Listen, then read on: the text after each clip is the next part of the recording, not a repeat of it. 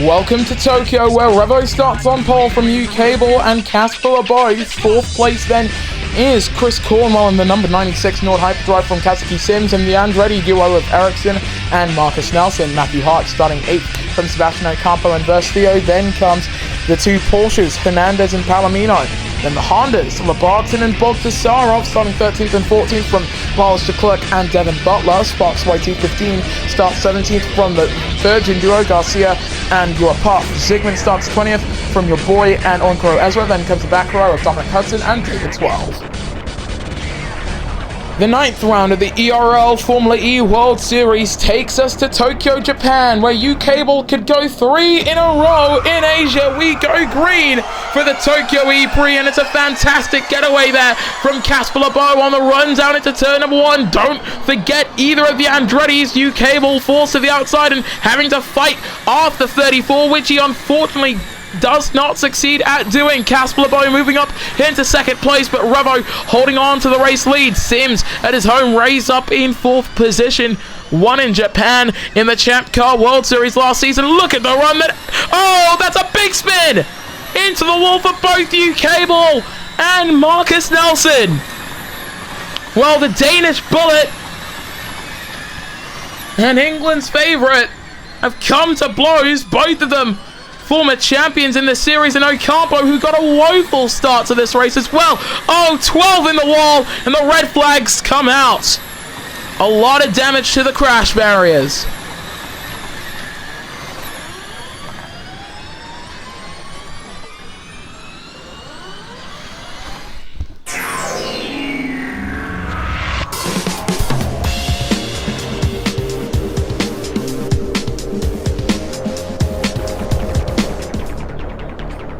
Terrible start to the race then for the man who won the past 2 consecutive Formula E races. The Tokyo ePrix gets back underway as we go green again here in Japan, and it's a fantastic getaway from the 34. Revo being cornered by both of the Sims Toyota Gazoo racing cars behind, but he just sprints away with efficient push-to-pass usage. Casper now having to hold off his teammate who's got that home field advantage. As you ride on board with him, and never mind, it's a caution. We've got another one. Oh, that's bad. That is really bad. That's Labarton and Sparks, well, he needs some good results yet to score any points after winning 2 races last season and coming top 10 in points in his rookie season as well. This season, however, just doesn't look like he's got any luck. And for uCable as well, it was almost as if he was taken out by Nelson. It just looked like the 13 missed his breaking point. But on lap 1, Revo leads from the Sims duo and Matthew Hart, who seems, if the rumors are true as we go green again, it could be that Matthew could be leaving the ERL in a similar fashion to Davi Circulera in IndyCar, which would be very unfortunate, but sometimes these things do happen. Casper closing in on Revo. Now, in practice, we saw a lot of drivers taking too much speed through the chicane, and you can see that the ERL has effectively tried to remedy that, but we've got yellows down at the chicane, and that is for uCable and Ocampo. That's at 130R, before the chicane itself. The Englishman, it seems like for him, regular ERL programming in the 03 era has resumed for Power Motorsport. They had a fantastic run of form the past 2 races in Formula E. 2 wins on the bounce, even if the last one has been argued to be given to him. That red flag situation, by the way, will never happen again, guys. But as the 89 dives down into the pits, on a day where he started on the front row as well, Revo still leads here in Tokyo.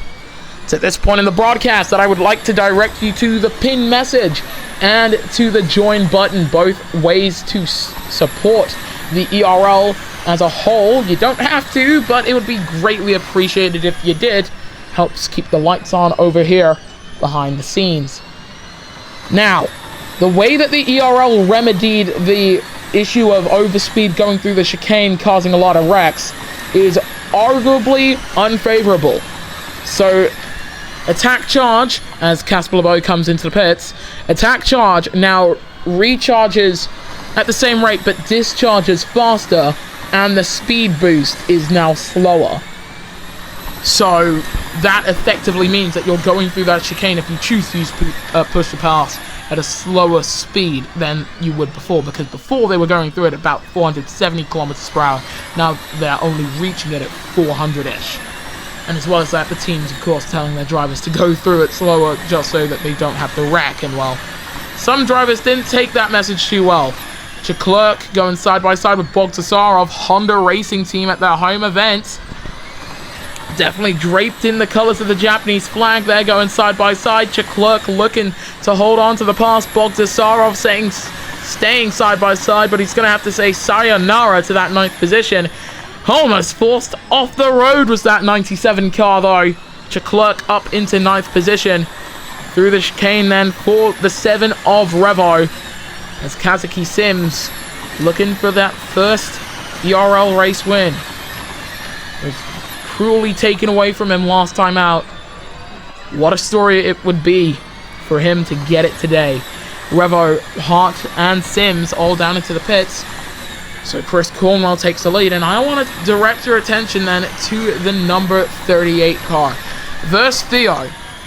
Obviously, we all know the story of him at Mercedes, came back to the ERL, and honestly, it's looked like a changed driver. However, last season, round 2 at this very racetrack here in Tokyo, seemed as if his career in the ERL was over, as he had a terrible wreck.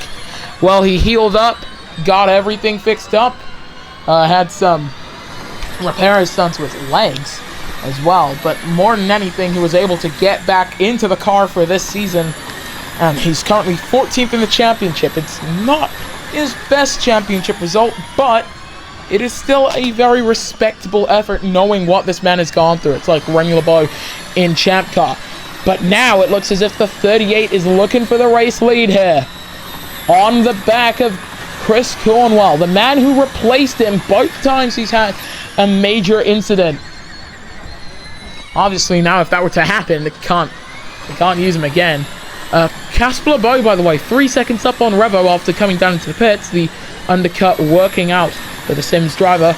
Thus Theo and Ericsson all coming in as well. Palomino, Leclerc, and Butler also coming down into pit lane. So it puts Casper Lebeau at Sims 888's home track in the lead of this race.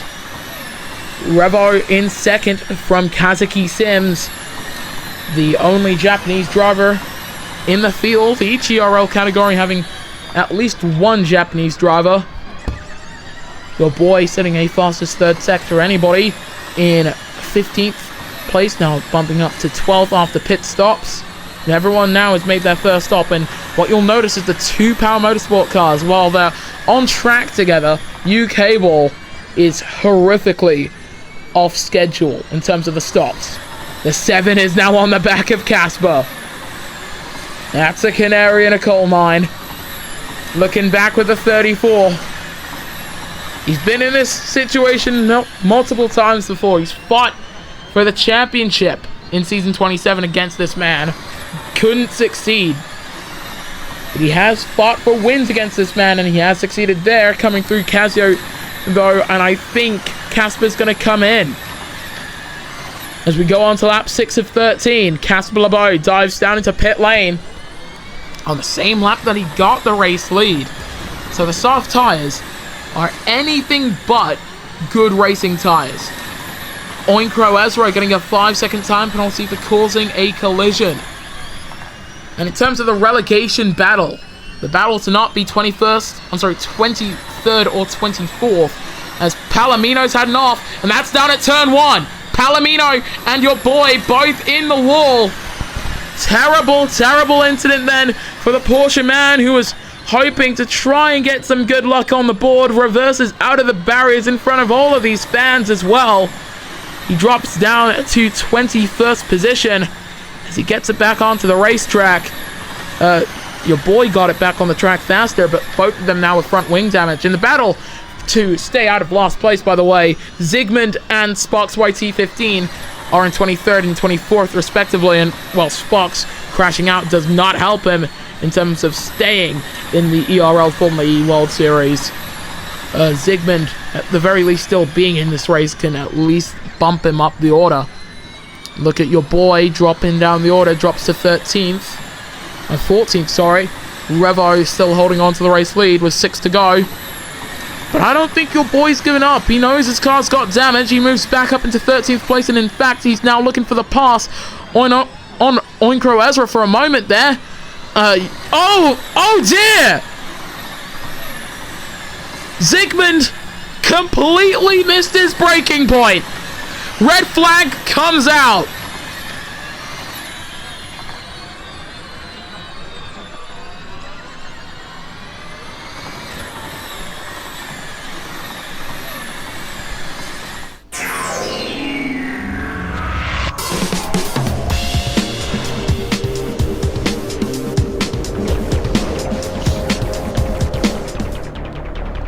After yet another red flag situation, we've restacked the grid and we're ready to go. The Tokyo ePrix gets back underway now, and that is a very good getaway off the line then from Matthew Hart and from Theo, the Scottish driver in the 21 on the back of Revo, and they're already wrecking it on the run down into 1. Oh, that's Butler and new cable involved. The 71 getting airborne. Palomino spun it round 2. The 93 drops to 21st, you cable up to 20th, and Ocampo's got major front wing damage. Butler got on 2 wheels for a moment there. That helps Revo, at the very least, stake off the advance from Matthew Hart, because that was a rocket ship of a start from not just him, but from Theo as well. The Brazilian driver runs up in 4th position with 6 laps to go. They come through the hairpin bend now. The best part about these full course yellows and especially the red flags, you can get a free pit stop done. It doesn't really help you if you're a U-Cable, if you're a Palomino or a Butler, especially if you get wrecked going down the main straight down into turn 1. But if you're a Revo, if you're a Cornwall, especially if you're a Cornwall flying up into 3rd position, you get fresh tires and the opportunity to make some absolute flyers of overtakes. 1st and 3rd for Hyperdrive Racing. We go on to lap 8 of 13, which we will dedicate to the late great Kyle Busch, who unfortunately passed away last week.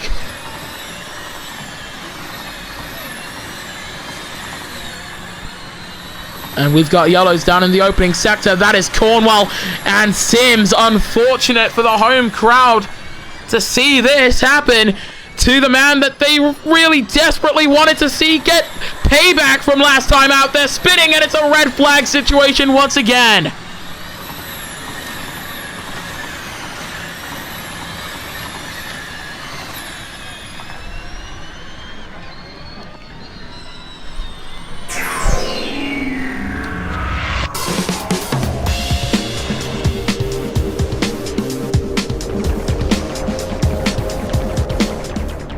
Welcome back to Japan, where the only thing that smashes more into walls than an anime girl is these cars. What the hell? We're green again. I'm sorry, that was a terrible joke. The 7 of Revo getting a very good getaway though. Theo moving up into 2nd position in front of Matthew Hart. That was a fantastic turn 1 from the Brazilian, but Hart using a lot more push to pass up the hill to move up into 2nd. Fantastic work from Daniel Bogdasarov and the Honda Racing team to be up in 3rd, taking the absolute best of this opportunity gifted to them by these red flags with 5 laps to go. But now they're nowhere near the leading duo, and we've got a caution. That's Oinkro Ezra, and now spinning, that is Yua Puff, David 12, your boy as well, who gets a 5-second time penalty to add to his troubles.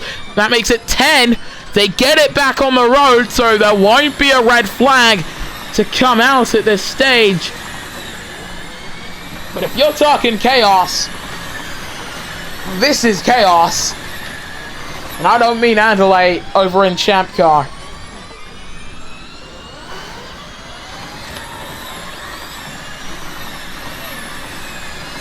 Well, the full course yellows are ending here in Tokyo.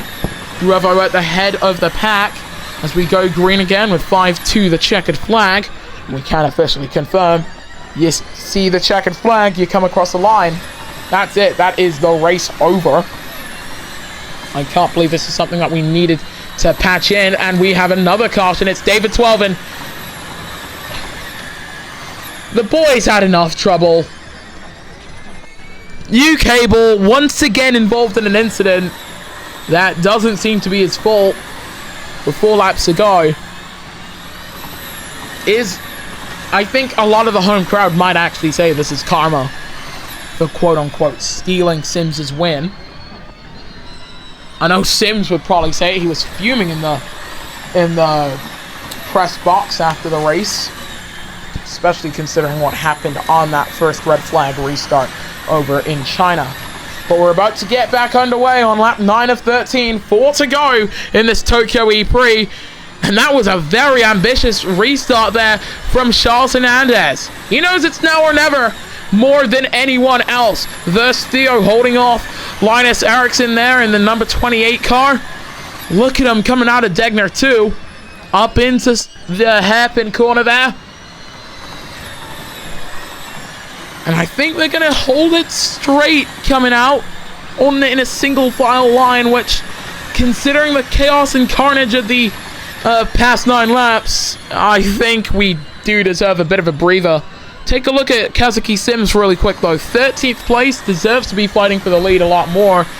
But, of course, poor luck. Look at Uapov closing in on teammate Garcia. Virgin Racing also scaling the field quite a bit as they head down into the chicane. Cheklerk getting a 5-second time penalty for causing a collision with Uapov there. Bogdasarov will take the lead as the leaders now come in for what should be their last stop. Mediums going on for Revo there. We'll do 3 laps on them, which we can tell from Hernandez, Casper Lebo, and Nunez Garcia, more than achievable. The tire strategy that Hyperdrive are doing, more than achievable, as Kazuki Sims driving with that red mist, getting a 5-second time penalty. Clerk doing the same. It's all wheels out, argy-bargy stuff here. Chris Cornwell with the fastest first sector of anybody. In 10th place. He knows he should be further up the order, of course. But, of course, many, many wrecks throughout today's race. And for everyone who's just come into the pits, the one thing that they are hoping will not happen before they cycle back to where they were in the order, potentially also even further up, one thing that they're hoping won't happen is a red flag. Garcia getting past the slow-moving Dominic Hudson. Kazuki Sims there on the back. It's now Casper Lebo moving up into 3rd place, but with a 5-second time penalty for causing a collision. And Revo is the fastest man on the track. Devin Butler's been involved in an incident. Got that car sliding as Marcus Nelson now gets that number 13 BMW Andretti car back on the road in 14th place. Spun it around quite badly, though. There goes Revo, his former teammate, back past. I do believe that the Italian is going to be far and away in front of Daniel Bogdasarov. In fact, you saw him fly by. Revo now up to 4th after this first round of stops. And now with only 3 cars in front on lap 11. These are the guys who think that they can potentially make it to the end with their tires, or at the very least can get a red flag with one of the guys in front or behind them to move up the order. But look at this. Hart is now in front of Revo on the day where he could get his 61st career victory. A record-breaking 61st career victory. Getting held up by Nico Palomino. He might have just ripped that opportunity away from the number 7. Hart on the back of the 96 of Cornwell. These two fought over last season's Champ Cars title, but the 21 gets past. And I think Casper's going to come down into the pits here with Chris as well. The gap is closing at the very least as Bogdasarov gets a 5-second time penalty for causing a collision. And as we go on to the penultimate lap, Casper Lebo stays out. Chris Cornwell stays out. Their tires are getting very dicey indeed, and Eriksson's gotten past Revo too. We've got yellows, and that's down at pit entry. Thus, Theo spins it round with Nico Palomino, who's got major front wing damage and has hit 0, and a caution comes out. That is for Sebastian Ocampo and for Dominic Hudson and for Nico Palomino, who have all gone off down at turn number 1. I've got no clue what caused that Verse Theo incident earlier. That was absolutely terrible. Matthew Hart could be on course for his first Formula E victory. And what a victory it would be for the young Scotsman as well. But he needs to hold off a hard-charging Linus Eriksson.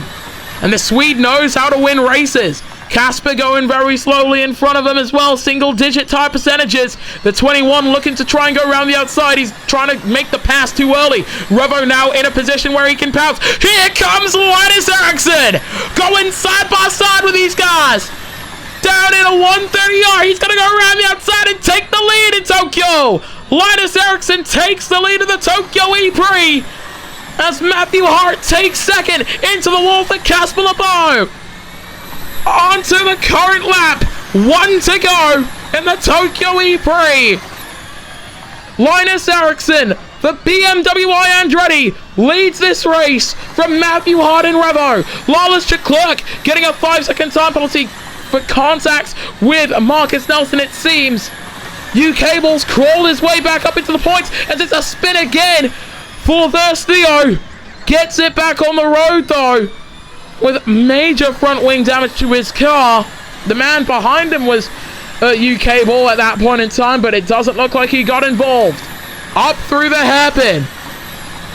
For the guys behind Eriksson, they need this final sector to be the best of their careers and the worst of Linus's. But you gotta remember, he won his IndyCar championship here. He knows these streets like the back of his hand. And as Revo is looking to try and take second to extend his championship lead, he gets that second position on the run down into 130R. It's a four-way battle for the podium. Linus Eriksson is not concerned. We're going to keep looking at that after the 28 comes across the line. I think Revo's going to hold it. That's very close to into the wall, though. Eriksson wins in Tokyo, but across the line then for Revo. He will come home with second, but the fight for third. Right at the line. Hart got it. Matthew Hart is on the podium for Kira Raceco, and it's the fastest lap as well. What a rally to the front of the pack, though, for Linus Eriksson.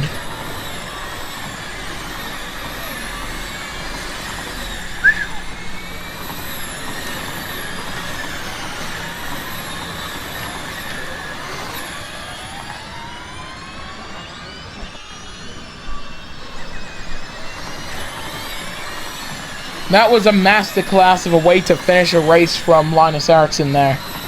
Absolutely flawless finish from the Swede. And for Revo, the hunt for 61 continues.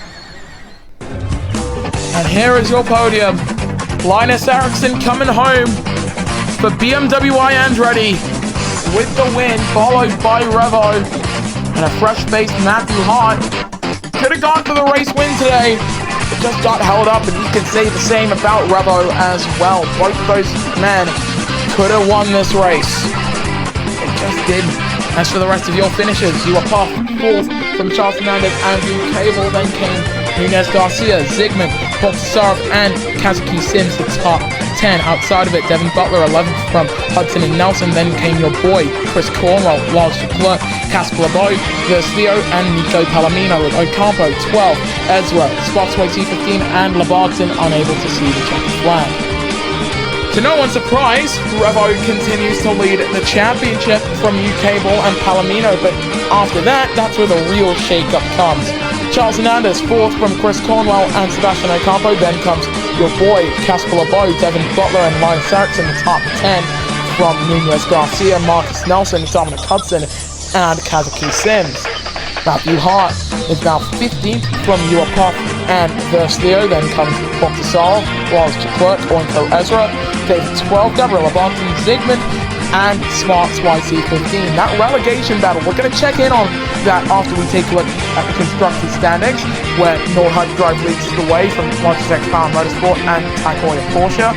Next, CVTCR is 4th from the BMW Andretti and Sims Triple 8 TGR. Citroen version is 7th from Kira Raceco and Mercedes EQ. Then comes Honda Racing Team, Amon Haguri, and Venturi Racing. Well, that relegation... oh my goodness! In 9 rounds, Sparks has retired from 5 of them. That is a 55.5% non-finish rate and a 0% point score rate. Lebarton has a 6 points to his name, so that's a 7th place, which is better than Zygmunt's 8th. So as it would stand, Zygmunt would be the one relegated, not Lebarton. But with that out of the way, thank you so much for joining us on this night of ERL racing.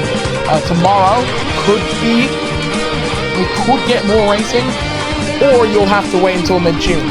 In any case, we'll see you guys next time then when the Electric Racing League returns.